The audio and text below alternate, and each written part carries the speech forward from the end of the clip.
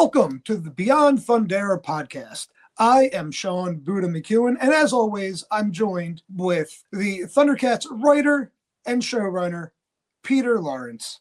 Peter, I'm very excited. We have a special guest with us today, but before we bring him in, we want to let some people know about some things that we plan to do with some future episodes coming up. Yeah, I think what we decided when we reviewed the first episode was that there were a couple of things that we said that either need walking back or expansion or some kind of comment. So every now and then we will, just Buddha and I will review a previous, podcast and a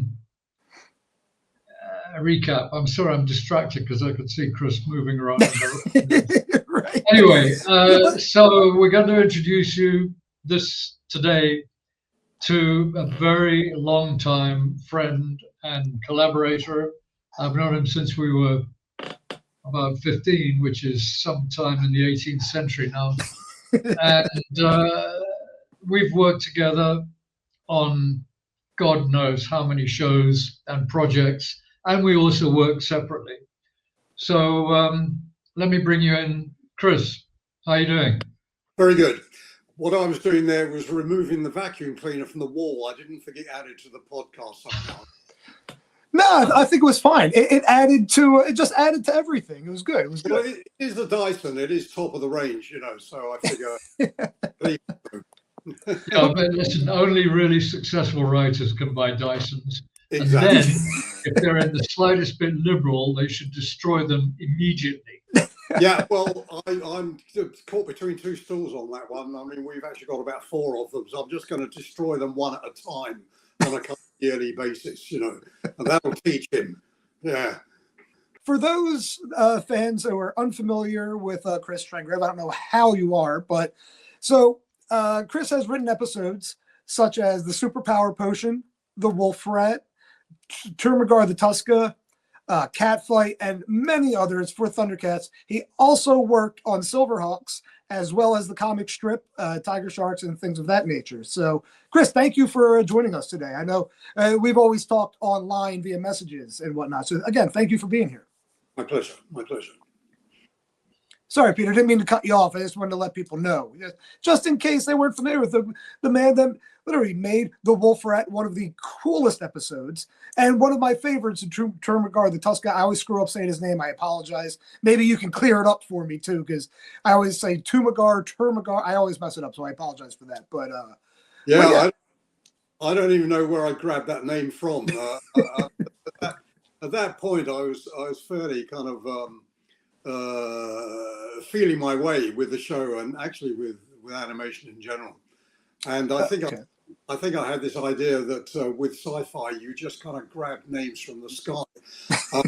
And as with the vehicle, actually, equally so, it probably should have been a kind of, autocopter or something like that. But how it came to be the Goblin, I can't explain that at all, actually, to be honest. I mean, other than that sort of things just come from you out of the sky. The Goblin is such a cool, again, character, animal, vehicle thing. The whole episode was great. We can get to that.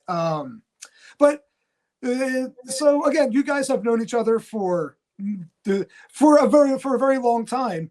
So we don't need to be actually specifying the number of years. Yeah, right. You guys known each other for a couple of days. Time. We measure in dog years, actually, which makes it more.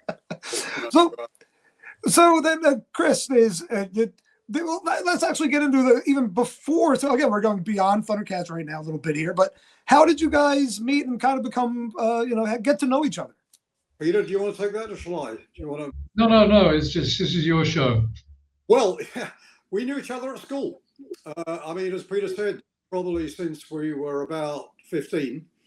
And we both attended a rather conservative sort of establishment. And I think we both realized that each other were not quite cut out for the ethos of the school that kind of drew us together. And we just became chums. And actually, we kind of lost touch a little after we left school. We went off in different directions, one to Oxford and one to Cambridge. And we did sort of lose touch. And then I was living in central London, having come down from college. And I took a walk up to Hyde Park. And who should I see coming towards me along the main road there but one Peter Lawrence of this parish. And we discovered we were living within a mile of each other, actually. I mean, literally within walking distance. And also doing a catch-up, then we discovered that we were both fooling around with writing, trying various kind of writing projects and one thing and the other. Excuse me. So we thought, oh, what better to join forces, and the rest is history, really. I mean, we've been working together on and off since then, and that was sometime in the quite a long time ago. Let me just throw in there that at the time we were both. Well, you can correct me if I'm wrong, Chris, but I think at the time we were both thinking, I can't be dealing with a regular conventional job. I was working as I wasn't allowed to be a lifeguard in a huge swimming pool called the Seymour Halls. And the funny thing about that is that I had been a competitor at school, at the previous school, not the one with Chris.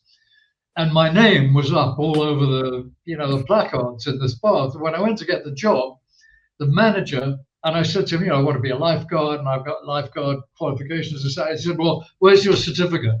I said, I don't have one. He said, I lost it, as I do everything.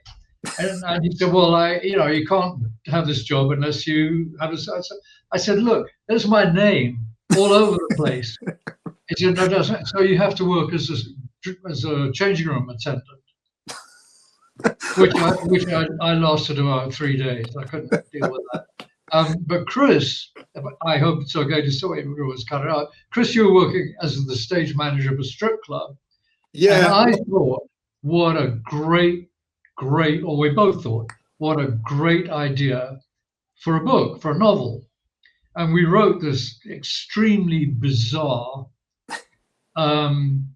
completely sort of unstructured story based on Chris's experience in the strip club, and grotesquely exaggerated in some places. And it began with the abominable word in those days, fuck this. And that caused a huge explosion of irritation, or whatever it is, criticism. But it was a young publisher, new to the whole game, and they were absolutely wonderful. And they published the book, and it was actually quite successful. Anyway, go on from there, Chris. Sorry. Yeah, well, as you can guess, having ended up with a mediocre degree, everything went rapidly downhill. And I did, in fact, find myself working as stage manager in a strip club in Soho, which reminds me of the old Woody Allen crack. Actually, it was just something like, well, I got this job in a strip club. Oh, that sounds great. What was the money like? So it wasn't great, but it was all I could afford. That's true. We have that in common. I've worked at strip clubs for many years over the years. Yeah, so I can relate to that one. I can only imagine some of the stories you have from that one as well, which that'll be another podcast. We'll talk about that another time. So, Buddha, what were you on stage or backstage? Well, sometimes when money was really tight, I get up on stage that week, whatever. But yeah, it was mostly backstage, usually doing security or helping out with whatever. But yeah, I was never quite a manager, but it was more so on the other side of things. But and again, when times are tough, up on stage just because you have to, you got to pay the bills. Yes. Yeah. No. Absolutely. Yeah. Yeah. The most. As you can see, I don't exactly look like Hulk Hogan or anything like that. But the assumption was then, in the early 70s in Soho, that all the strip clubs were run by gangsters of one sort or another, and some certainly were. Mm-hmm. And the was that you would also be a gangster if you were employed by them. So when they got rowdy, like a football crowd, I only had to go around the front and give a hard stare to the punter, and they'd all go, "Oh God." Yeah, they got in line real quick. Absolutely, yeah. So that's the nearest I've ever been to being a tough guy, which was great, you know. That's I great. think that, you know, what I don't know whether we'll probably segue into the whole business of writing generally, rather than just Thundercats and the stuff we did together for Rankin Bass. But I think that you know, one of the things that helped us along jointly and probably separately too, is that we had so many different jobs while we were rejecting normal jobs, if you like. And one of them, I mean, we wrote a couple of books, so we should come back to the Keith Moon book. We wrote, you know, a couple of books together, 3 books together initially, and then later on others. I think one of the things that really helped us is that I fell into advertising completely accidentally, which is a whole other story, which we won't go into. And at one point, I was running an agency or whatever, I can't remember what position I had, and I was looking for a copywriter. Okay. You know, and I've been writing with Chris for, you know, a couple of years at least. And I interviewed all these copywriters, you know, because we put an advertisement out. And I thought, after about 10 seconds, I thought, what am I doing? I just called Chris. Right. And so then we both had this career in advertising. And I think what that teaches you is, it teaches you to write to a deadline, even if you're pissed out of your mind. It teaches you how to deal with the fact that you're writing to really to a specification, if you like, to an extent, and that you have to submerge your own ego to whatever that specification is, just as you do have to do that when you're writing on a show. And that a lot of writers find very difficult. We've talked about this before. You know, you have a show with 4 characters, whatever they are. We'll just say it, you know, Lano, Tigra, Chitara, and the other one. Panthro. I got you. Thank you very much. And you know, you get it. So you give the writer, you know, to come up with some ideas, and basically what they say is, okay, I get it. We've got Panthro, Lano, Chitara, and Tigra. I'll throw them away. I want to write a show about, I don't know, something else. Because it's much easier to follow your own kind of, what it amounts to is ego, but your own ideas. Anyway, so I don't know where we go from there, Chris. Pick it up. Well, I've got a question for Buddha, actually, which is, I mean, both Peter and I are delighted and just, you know, even slightly amazed, really, that there's such interest in this show so many years later. I mean, I mean, I certainly didn't think at the time, and I don't know about you, Peter, but I think you probably agree that we'd be talking about it. Well, what is this now? This is over 40 years later, you know. Yep.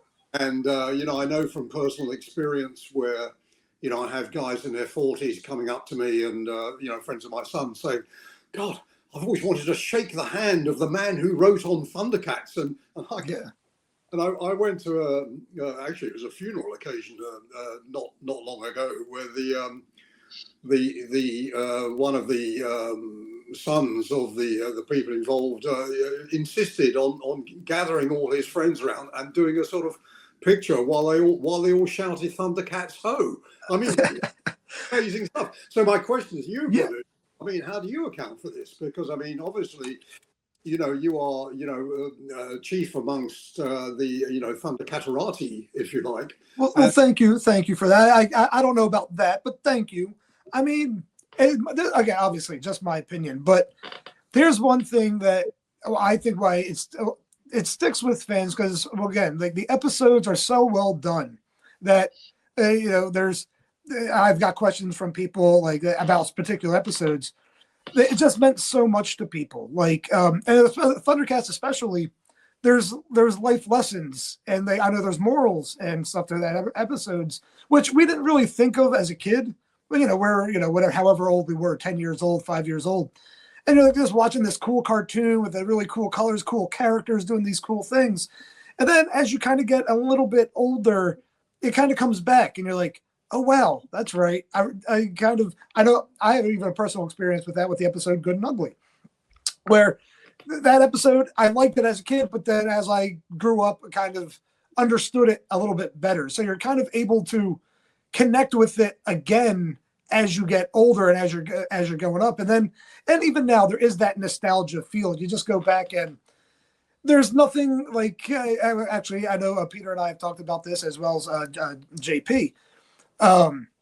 There's nothing like it now. So it's just a cool way. Again, with the world now, everyone kind of likes to, you like to forget about things from time to time, get in your happy place. And ThunderCats is that for a lot of people. It takes you back to a time, again, when you were a kid, things were so much better. But then the show itself, between the animation, the writing, the voice actors, everything about it just means so much to people. And it was almost the first, because before our time, there wasn't really, yes, there were cartoons. It was different. But getting into the 80s was like a different time when you had toys. They were all over the place. So you got to play with the characters, not just one. It wasn't just like you had the Howdy Doody puppet or, the puppeteer. You got to play with all of the ThunderCats and Mumra and Turmagar and everybody while you're playing with the ThunderTech and creating your own stories. I know they did that with Star Wars a bit and G.I. Joe, but it was really amped up more so in the 80s. I think it just means so much to people. My age, I'm 42, about to be 43. And it's just something that we all just love, because it takes us back to that time when we were kids and we got to really be happy and enjoy these things. And now it's one of the things that I think has been very cool for everybody. I've said this in different interviews and whatnot that I've done. And I know, well, Chris, I hope with that experience you had with the funeral and whatnot, more people are kind of reaching out to those that were involved, like Peter, Chris, you, and the voice actors, and getting a chance to even just say hi to them, talk to them, because now as we're adults, we're appreciating it and the show and the people that worked for it and that put it together in a different way, where, a lot of people, and they didn't get that experience before either, either growing up, they never even thought about it. But now we've had 40 years of loving this, TV show, this cartoon, these toys, and now we're able to talk to the people that actually created it. That's almost it's really like a surreal experience, because you never get that opportunity. Like if you're a baseball fan, you don't always get to meet your baseball hero, where you go, you get the autograph or whatever, and that's a very cool moment. Yeah. And not everyone's a baseball guy, and this is our way of kind of connecting with the thing that we love and loved as a kid and still love today. Well, I have to point out, of course, that Peter and I were only 10 years old when we wrote this, but well, of course, it was, you guys were well ahead of your time in writing. It was incredible. I think one thing you mentioned, another couple of the shows of the time, just as G.I. Joe and Master Universe, which I think were fine in their way, in their different ways. But I'm not just saying this because I was involved or we were involved. I actually think that the ThunderCats were a better show than either of those, for example. Which, looking back on those now, they seem a bit corny and B, a bit gung ho.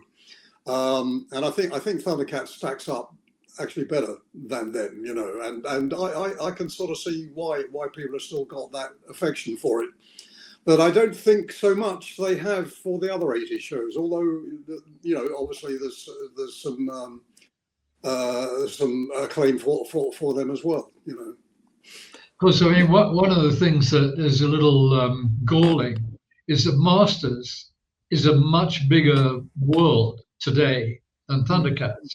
I mean, when Buddha and Nick actually sort of, as it were, brought me into the ThunderCaterati, the whole aficionado group, I thought, well, this is it's huge. But then I realized that compared with the Marvel Universe, for example, or Masters, it's actually rather small. And what Masters has done is that every now and then they release something, whereas ThunderCats has basically died a death, apart from the 2011 or whenever it was, which, you know, I've been very rude about and will continue to be very rude about, and didn't really do anything for the franchise, in my view. I mean, you know, obviously I could be wrong. And a lot of the stuff that's out there now, franchise, doesn't really do anything for ThunderCats. So it's a shame, because I agree with you. And the other thing that has been, you know, as to the quality of the show, yeah, okay, we wrote it. So are we conceited dickheads? I don't think so. It was 40 years ago. And it was 2 years of our lives, you know, 2 years of writing all sorts of other stuff. I mean, you know, 2 years out of a life of writing other stuff. Another thing that's kind of shocked me, but of course it makes sense, is that some of the people that I've talked to, I don't want to overstate it. It was kind of a family to them, you know. I mean, the lonely kids or bullied kids or you know, kids that were just sort of a little out of place, maybe. It was a home. And I think that they really, yeah, really, okay. But I think also it really, to me, it was very humbling. I think it takes a lot of honesty for somebody to say to an unknown quantity, some English twat that wrote a couple of shows, you know, to confide in that. It's astonishing to me. Yeah, like like you said, it means so much to just so many different people for so many different reasons as well. Like, and that's one of the things that, again, it was 2 years for you guys, 2-3 years, whatever it was. But now for the, you know, for the fans at the time, like, again, it put them in, some of them that had I don't want to say horrible, but some had very rough places at the time.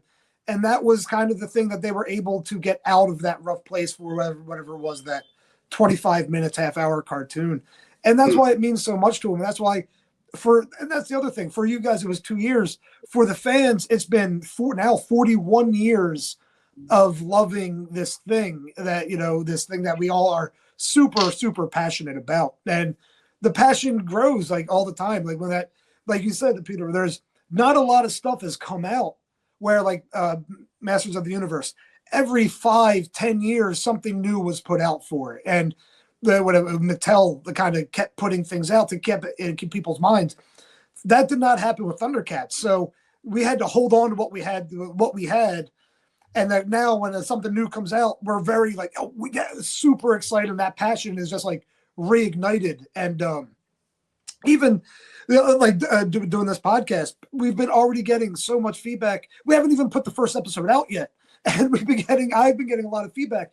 People are so excited to hear from the writers, to hear from everyone involved, because other than like sporadically over the years, it did not happen much. Like, you know, I know like years ago in the old forums and stuff like that from time to time, but it just hasn't happened a lot. So being able to do this, I think, I know fans are really digging and just loving the fact that those involved want to kind of share the stories of their involvement with the show.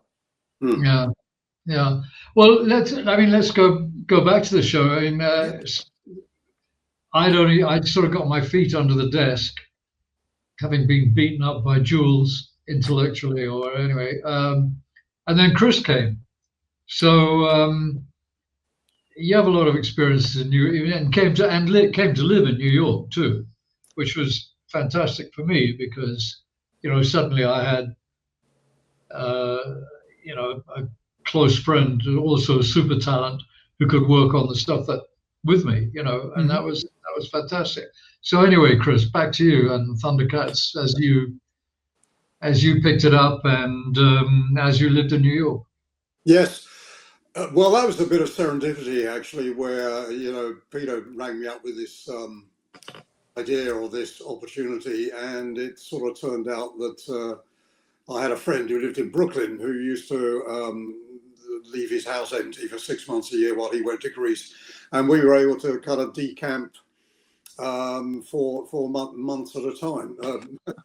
you can tell how long ago this was by the fact that this was easily done, and no one worried about people coming and going on by air or anything like that. Mm-hmm. And for most of at least the first period, I also worked in the Rankin Bass office, which was great because there were another couple of writers working there, and Peter was working there, and I was readily able to submit my stuff to Jules, who was just on the floor below, and he could throw it away just as easily or chuck it back up the stairs as he saw fit. That was a kind of baptism by fire.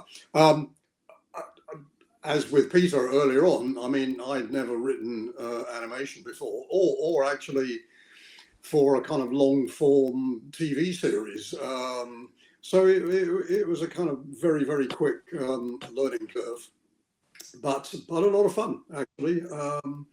And the crew there were sort of hardworking, but very nice actually. I was a bit shocked by American working practices actually, where no one ever seemed to go leave the office to go and have any lunch or anything. They'd all be having their lunch at their desk, and I can remember occasions where if someone had to leave their desk because I don't know, they were going to meet their mother for lunch, they'd go around and tell everyone just in case they were wanted during the next hour.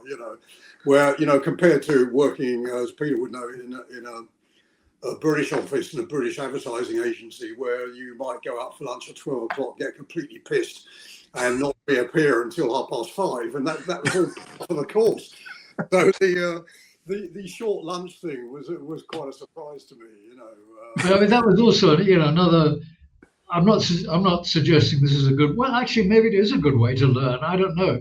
As Chris says, we go off to lunch at 12 or 12:30 or whatever it was, and depending on how lunch went, you might roll back into the office at 4:30. Absolutely, all of it. I mean, gone.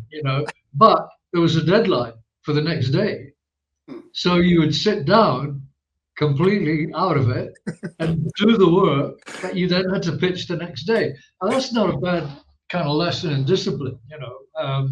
So if you could do it out of your mind, you could probably do it. Anyway, that's really right.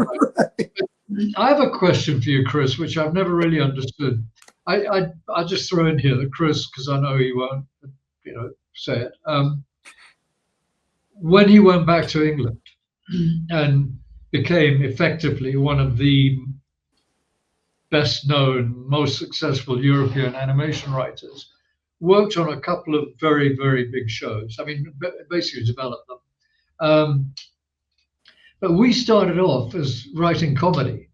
I mean, the first book, the second book, the book we wrote about Keith Moon, which we can come back to, they're very funny.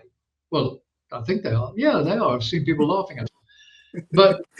But when Chris went back to England, he wrote a lot of comedy material. I could not get arrested on any comedy show. I was Mr. Action Adventure. Yeah. And I don't know whether that's a difference in the culture of the United States and Europe, but it was always very distressing to me. It's you can't write comedy, can you? What? Well, why don't you give me a try? No. You're the action adventure guy. I think it sort of depends on what rails, I'm going into some tortuous analogy here, what rails you're running on that can lead in. And let me start again. It depends what hole you get dropped into. I mean, I'll just go back to when as you said, when I did get back to the UK. And this, by the way, relates directly to ThunderCats and directly to my input. I thought, well, on the basis of this, I might be able to get an agent.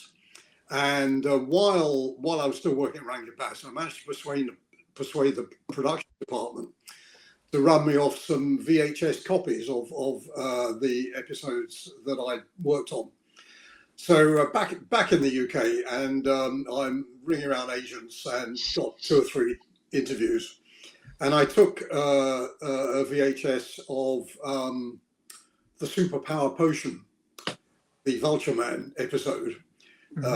into this particular agency, and they ran it. And the lady who was at that point head of the agency only saw about 5 minutes of Vulture Man, the superpower potion, with Vulture Man going, you know, with the superpower.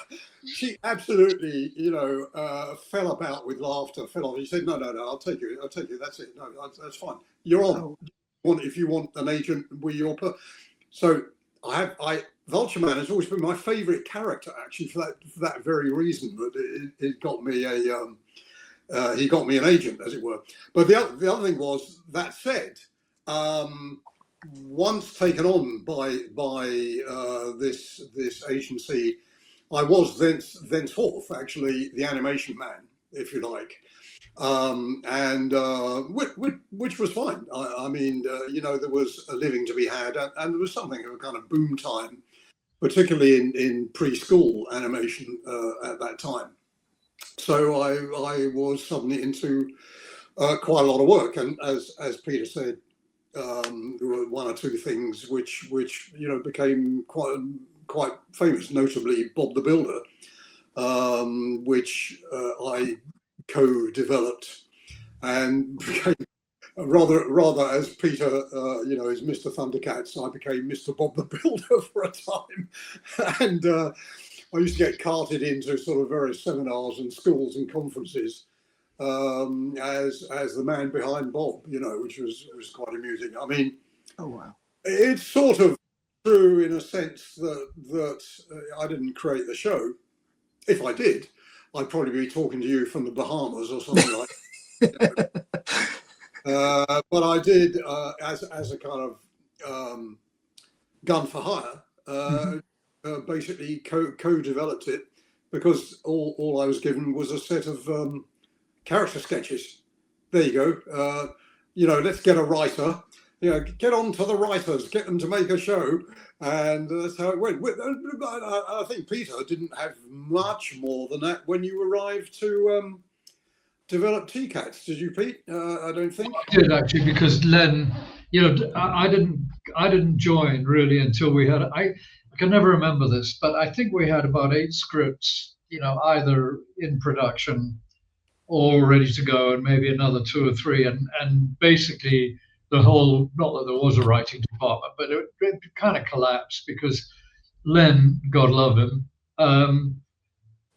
just couldn't run the writers, but he had developed that entire foundation on which we built the show, and I think it speaks very highly of what he laid down, as it were. Yeah. That we were able to go off in all these bizarre directions, whether it was Bill, you know, his stuff, or which again, I mean, there's so much one could talk about. I don't know whether that's one reason why the show was successful, because we did go off in so many directions. You know, whether it was Dr. Tone, who, by the way, has just had the most terrible review on Facebook. What? Oh yeah. I absolutely. I won't even tell you who wrote. I mean, this is the worst show I've ever seen. I give it 0, and da-di-da. He's the most boring person. And yeah, anyway, it doesn't matter. I mean, who cares? Everybody's got an opinion. Yeah. And frankly, half the thing about being a writer is you shouldn't give a monkeys what anybody's opinion is, unless they're actually paying you to change it. Which I mean, you know, a contract writer. I'm not talking about some, you know, novelist who's going to save the world. But no. So I mean, I did develop Silverhawks, of course, and much of the comic strip, for which you have a great story. But before we just get to that, Chris also edited a lot of work. And I just, the other day, when I said to him, you want to come on the podcast, I said, how did you get paid for that? Yeah. Because I couldn't remember the editing. And he said, I don't think I was. I can't believe that. I can't believe. But anyway, that's how But that's how kind of, not chaotic, because it wasn't chaotic. It was all pretty well organized. But, rank up those 3 shows, particularly the first 2. We had a tiny crew. Mm-hmm. We all knew each other, and it was sort of chaotic. Not chaotic, but I compared with the time that I worked in Hollywood, which was on, I don't know, at least 4 shows. Anyway, it doesn't matter. So if you weren't paid, I'm not going to pay you now. I'll let you off. So then, Chris, you came in and you were editing the scripts, when Peter, and you were the script consultant, supervisor, running all that. So, Chris, you had helped edit the scripts that were being handed to you, Peter, or how did that work? My recollection, and honestly, I always have to preface this when I'm talking to anyone about ThunderCats. It was a really long time ago, and I remember it with affection, but quite often I don't quite remember it. Mm-hmm.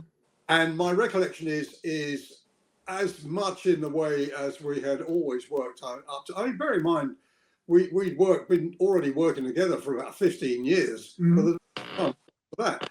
So we had a very, back and forth kind of casual relationship. I mean, informal in the extreme. And my recollection is I was sort of holiday relief, actually. It's like Peter would say, Chris, look, cast your eyes over this. I haven't got, I'm backed up to here with it. Just have a see whether it's worth saving or not, or something like that. And, I would skim through, and sometimes it was worth saving, sometimes it wasn't, sometimes it needed a lot doing, sometimes it needed nothing doing, or not too much. And it was kind of on that basis. I mean, I'm sure I did get paid, actually. I can't remember that sort of administrative detail at this time. But there was a tremendous amount of editing because Peter had to sort of beaver away because, and he'll take over from me on this front in a moment. I think there were a lot of people who just couldn't really do it. I mean, I completely screwed up my first script. I mean, it came back to me with so much red on it. It was like a sort of prototype traffic light or something like that, with Jules Bass's legendary instructions, were one of which was, we know this, where you're kind of explaining the action. Quite right. We don't need to explain it. We just need to show. And his other one, of course, was simplify. Again, actually, very good advice, Now, I've lost my thread now, Peter. In fact, I've got to hand over to you at that point. Yeah, we were talking about how we work together. I mean, I think something that, and as Chris said, it is a while ago, and this is one reason why every now and then I think we'll need to revisit some of these podcasts and correct or expand or whatever. At the time, 2 things. One, there was a huge amount of pressure when we started. We were so far behind. Well, actually, several things, not just that. The second thing is I couldn't find writers. Exactly. I mean, even I called every agency in New York. And you would think that any agency that had a writer on its books would say to that writer, here's a chance to earn a couple of grand, and have your name out there. And basically, unlike live action, what you write will appear on screen. Mm-hmm. So couldn't find anybody. I got one person, who's actually had written a very well-received feature film. His name I can't remember. It was about a NASCAR, I think the first black NASCAR driver. So, we actually wrote with a lot of people who, and my theory, and I think Chris agrees, is that really all that's important is the idea, because the technique and the, how to write it, this, that, and the other, yeah, it's important, but you can do that. And I've told you, you know, one script came in written on legal pad, handwritten on a legal pad. Now, today, nobody would look at that. Nobody. Anyhow, I'm losing my train. So, the other thing is that the pay wasn't very good. And that kind of embarrassed me. So we were paid, as far as I remember, you had to come up with the idea. If you got the idea through, then you had to write a kind of a pitch, if you like, and you got paid for that.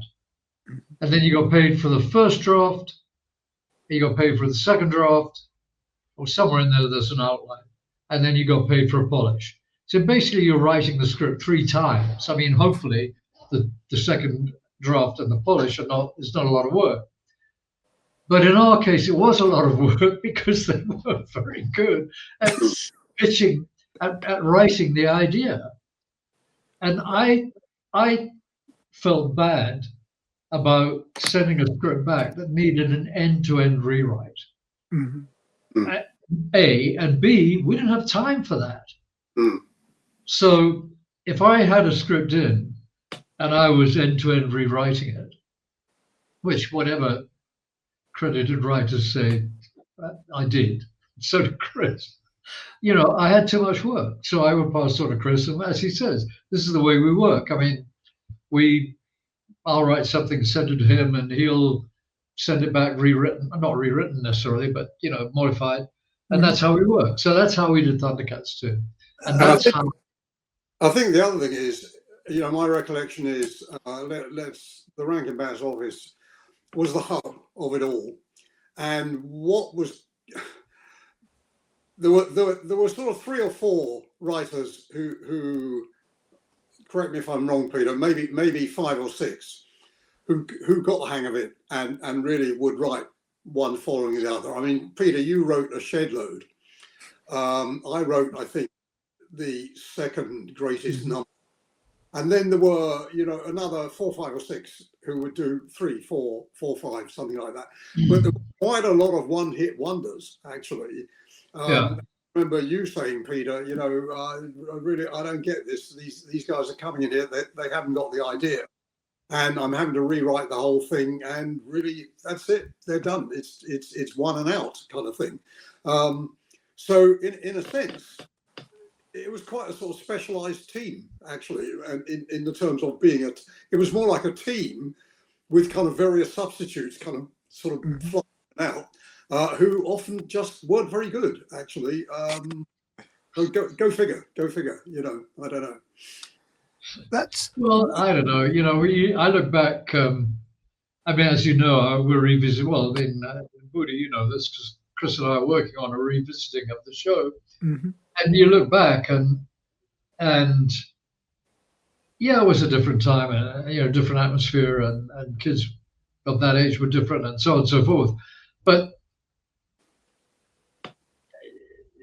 I don't want to say that some of the scripts that I see that were bad, but there are quite a lot of things that if I were looking at it now and had the time, I would say, okay, we need to do a lot of work on it.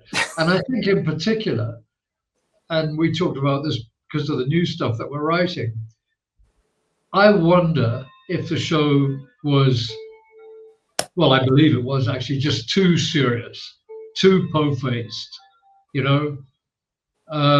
But then on the other hand, it was very successful, so maybe I'm wrong. Yeah, like, well, I can give my opinion on that. I don't think it was. I think it was.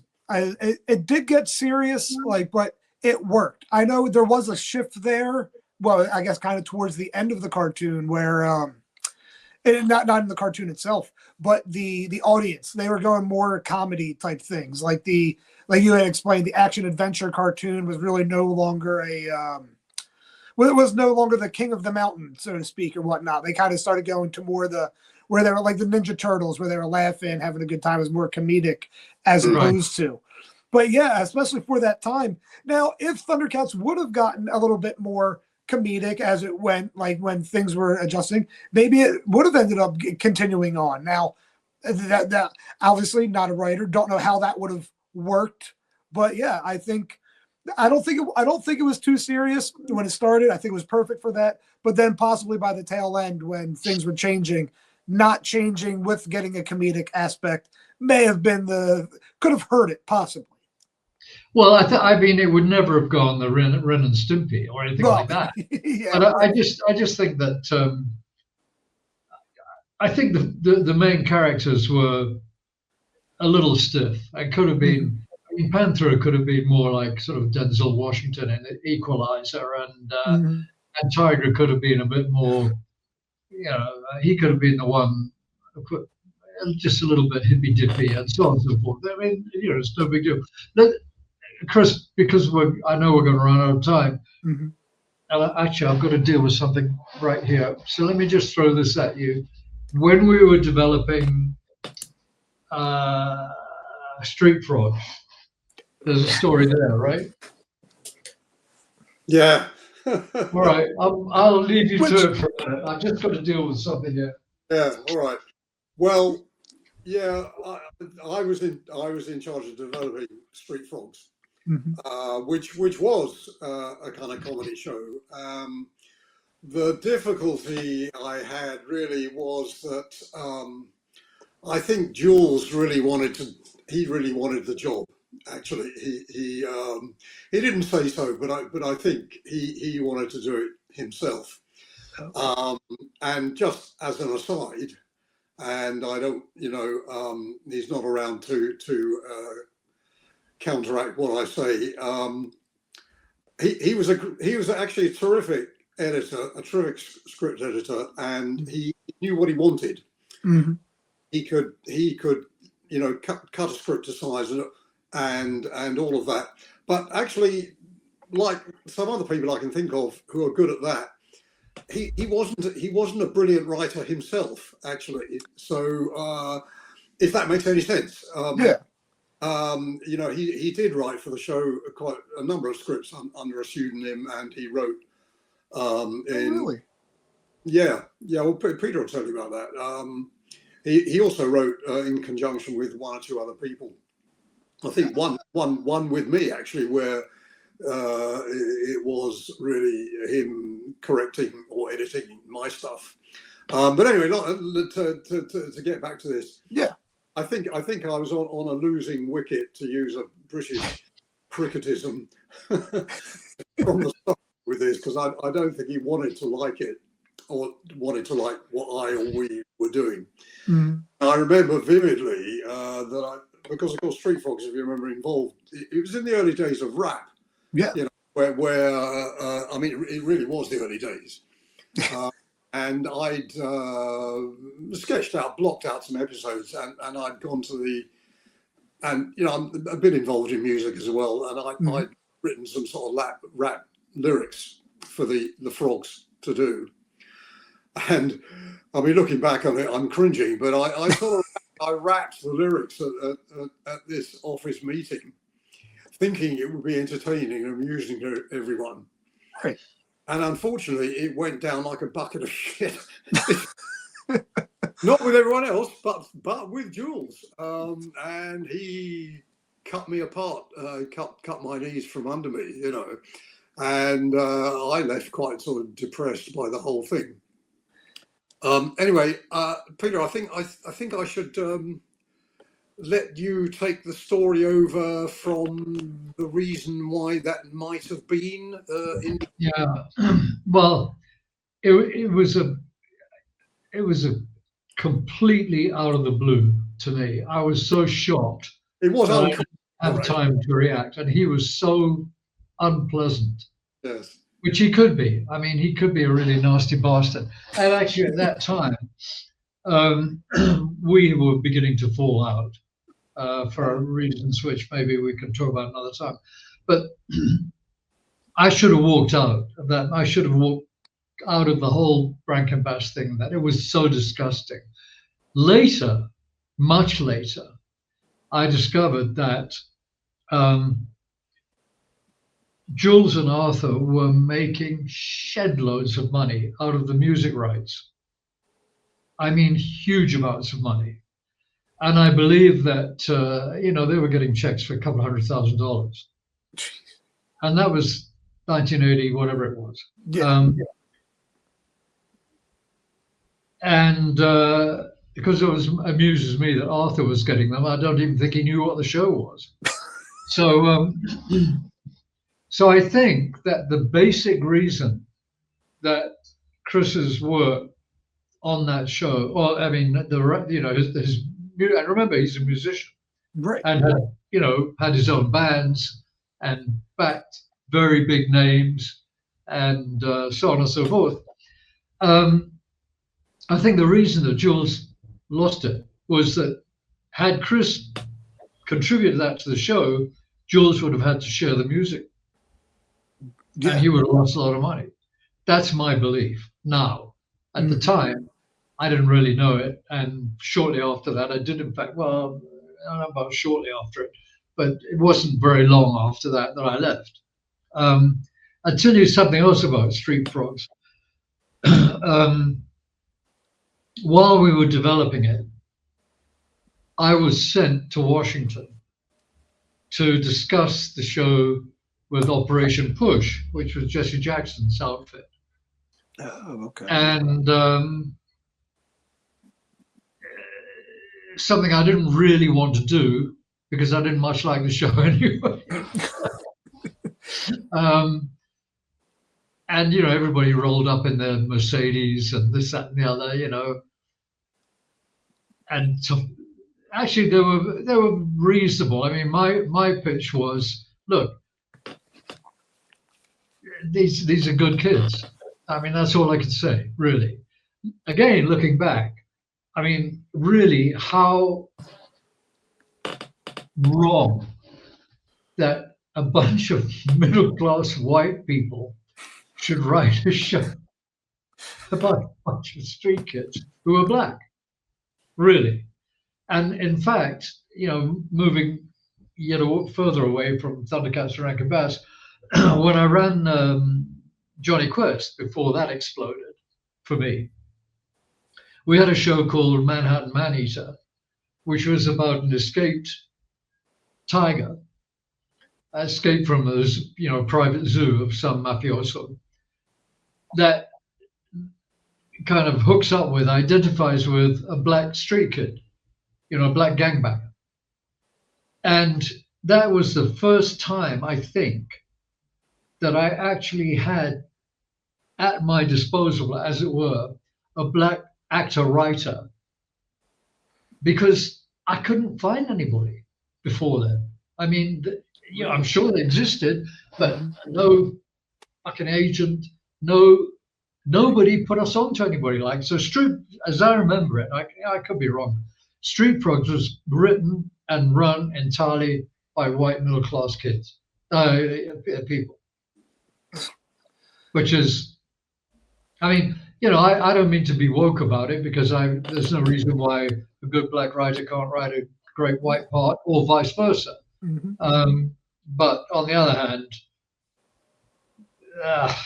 would have been nice. Well, right. Just to go back to Jules and his thoughts about the show about Street Frogs. As I said, Buddha, I think it was a show that he really wanted to do it himself. Not just for the music reason. I think he thought he was a streety kind of guy as well. Oh, really? Or at least streetier than me. Anyway. I mean, it's up for debate. This is a man with a lovely house up in upstate New York with its own tennis court. So I'm not sure quite how it would be, but I think that was his thinking, because I remember he took me on one side and got me to watch. Peter, do you know the show where it's like? It's a black bird, actually, about a black bird, a streety sort of. It's a bird that's black, and a very street. Well, I can't remember either. Anyway, I think he was identifying with this, and kind of that's more kind of how he wanted it to be, because he thought that was what he was like, which was. That's a, I mean, that's a push. I mean, that really is a push. I mean, Jules was a very interesting, he's an interesting study looking back. We were pretty good friends for a short while. But he was also, could be, I'll try to find an acceptable word, he could be a complete prick. I mean, he really could be. He could be a very nasty, and he was smart. He had a good way with words. Other interesting thing about him is, which I think, Chris and I both agree, is that he was a great reader of a script. Yeah. And I think we owe him a huge amount because he taught in a very, very short period of time.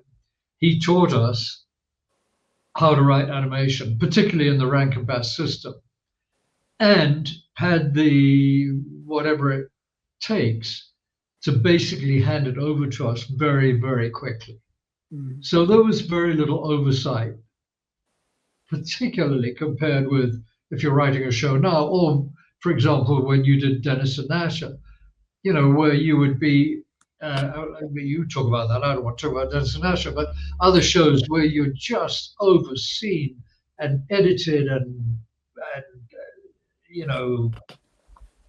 analyzed to death, which is one reason why I got out of it all as best I could. But Jules did hand it over to us, and we had a very free hand on ThunderCats and Silverhawk. I go even a bit further and say it was an education in screenplay writing, actually in TV screenplay writing. Yeah. I mean, these were animated characters, but a lot of the rules, if you like, could equally apply to writing, I don't know, soap opera or any Absolutely half-hour, repeated drama. Actually, so yeah. I mean, he was a tough mentor, but it was also a useful exercise. I do remember. I mean, just actually to point out the difference between the British and the American attitude. I mean, of course, in Britain, we're used to, you'll get a script back and it usually starts with, brilliant, perfect, absolutely superb. I mean, just one or two notes, nothing, it'll take you 5 minutes. And you think, brilliant, it looks like I can get away with this on, on a kind of, first draft and a polish. Then when you get the notes back, it looks like a spider's been walking over it in red ink. There's loads of them, But the British are just too polite to tell you. They go, brilliant. No, hardly nothing. Whereas the Jules way, I remember this vividly, of taking a script or being summoned to the presence and walking into his office, and he chucked a script at me across the room and said, "This is crap." Oh, right. Yeah. What? Why don't you? And looking back on it, it probably was. Actually, it was probably. Yeah, I know. Yeah. But I think rude. I think he had a lot of personal problems because I remember, when he and I finally fell out, and he said to me, "Well, we're going to have to let you go." And I said to him, "I don't. What does that mean? You don't want to, but you have to?" Or anyway, we had this ridiculous guy. Anyways, eventually I basically said to him, "Well, I'll go jump in the lake." And Arthur came to my house and said to me, "Well, my boy," because Arthur, thought he was English. "Well, my boy, I'm very sorry about this because I know that you and Jules were very good friends. Unfortunately, our relationship, meaning he and Jules' working relationship, is that whatever one of us wants to do, the other one has to agree." So I said, "Okay, Arthur, that's fine." And he said, "But by the way, just so you know, he's fallen out with every friend he's ever had." Another thing, I just remember this, Chris, out of nowhere, the difference between America and the United Kingdom. Jules and Chris and I went to lunch. I bet you don't remember this. No. At a big hamburger joint. And we had these fantastic hamburgers delivered to the table. And Chris said, "Can I have a knife and fork?" And Jules looked at me It's like, what? That's another difference, I mean, just very small things. Well, the other difference would be the hamburger would probably be the size of a football as well. Yes. Right. That's true. That's true. So again, we're getting on a little over an hour right now. So I think we're going to wrap things up. But Chris, we would love to have you on again. I mean, if you're down to talk more, because I feel like we've only scratched the surface. Yeah, Honestly. no, I agree. I agree, especially if we haven't talked about Silverhawks. Oh, yeah. You know, There's a lot to haven't talk talked- about with Silverhawks, this being the 40th anniversary of Silverhawks. So, again, Right. Chris, we'd love to have you on again multiple times in the future. We can talk episodes, whatever you're available for. Well, I don't know when I'll be ready with it, but I'm going to try and practice the ThunderCats theme on my saxophone. That's another thing. Yeah, once I heard you could do that. Once that was brought up, we need just once, even if it's only a couple seconds. That's fine. Just give us a little something. I'm desperately trying to think of some way of monetizing that, but I can't. Well, from what I understand, it sounds like the music, the estate of the Bass estate will be ending up getting that money to try to monetize it. But but before we wrap things up, what we try to do is I ask fans questions. If they have questions for whoever our guest, Peter, or whatnot. I got a I think it's a great question. It's from my buddy Lee. Lee's a huge fan. He's been a collector for a long time. He says, the Wolfrat is a great episode. One of the ones that stuck in my mind through the time when I didn't have any access to the show. The original run was over, and I only had Exodus and Ho the movie on tape. I enjoyed the Land of Giants, the Fantastic Voyage thing it had going on. There are loads of examples of the shrinking the heroes down to a miniature size across various shows and movies. Was it a challenge to write a story using a well-used trope? Is that me or is that you? No, for you. You wrote the thing. Yeah, I didn't write it. Right. If you can remember. I know it's very specific, so if you don't remember exactly, that's fine. You know what? The only thing I can remember about the Wolfrat was that really kind of actually same thing with the Black Widow shark. Where you it's that kind of science fiction meme, if you like, of you think of now what are two things which are not anything at all like each other? Oh, I know, wolf. Now, what's not like a wolf? Mouse, a cat, a rat. Perfect.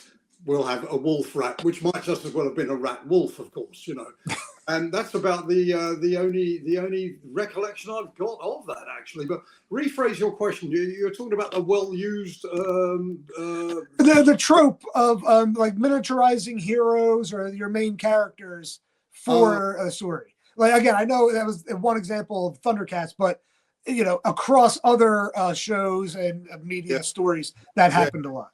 Yeah. Well, you know what? It also by chance, I mean, working on this show, it turned out to be useful that I'd misspent my youth reading shed loads of science fiction, one thing after the other, Isaac Asimov, Philip K. Dick, all those guys, and of course, also interesting that those guys predicted practically all the terrible side effects of technology that we're now experiencing. They foresaw that, back in the 60s and 70s. But no, it was of my generation that were big science fiction reading guys. And I think, it sort of came in useful because, I mean, whatever it is, whether it's, miniaturizing characters or having, kind of hybrid mechanical human characters and so on and so forth. All that comes out of science fiction. And of course, TCATS is science fiction. It's science fiction, is science fantasy, whatever you like to call it. But it's not ordinary earthly life as we know it, which of course is a great part of the appeal, So science fiction was a useful resource. I mean, I don't mean that you had to go, oh God, I better open up my Isaac Asimov books, but you just have a kind of repository of that kind of mental information, if you like, that does tend to come out in this kind of writing. I mean, let me throw in something, and we'll wrap it up, but we throw in something very quickly. No, I mean, one of the things about writing is that every single story's been told. Yeah. Every single situation has been used somehow, somewhere, miniaturization being one of them, many, many, many times. So basically, and this is such an obvious thing to say, and forgive me, it's a very good question.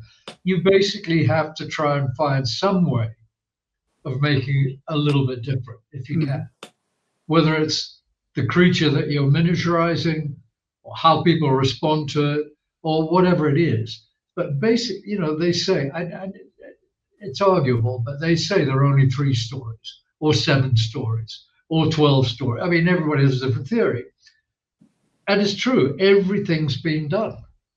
So it's how you deal with it. And even when you read some criticism that said this is the most original thing I've ever seen or read, or you probably can go back and find it's been done.